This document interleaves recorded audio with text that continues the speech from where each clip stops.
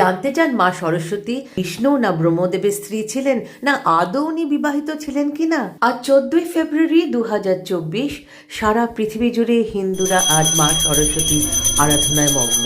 আজ বসন্ত পঞ্চমী সরস্বতী পুজো শুধু বাঙালির ভ্যালেন্টাইন্স ডে নয়, আজকে সারা পৃথিবী জুড়ে সকলের ভ্যালেন্টাইন্স ডে।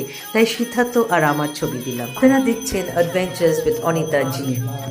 মা সরস্বতী বিদ্যা, বুদ্ধি, সত্য, ক্রিয়েটিভ আর্টস এর দেবী এবং তিনি সমস্ত স্টুডেন্টস ও স্কলার্সদের আশীর্বাদ দেন।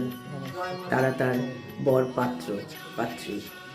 সেই জন্য এই দিনে বাচ্চাদের হাতে খড়ি হয়। মাকে বিনা হাতে সাদা শাড়ি পরে অনেক সময় দেখা যায়, কিন্তু মা হলুদ রঙের শাড়ি পরতে ভালোবাসেন এবং মায়ের ভক্তরা হলুদ পোশাক পরেন আর তার আরাধনা হলুদ ফুল, হলুদ প্রসাদ দিয়েই হয়।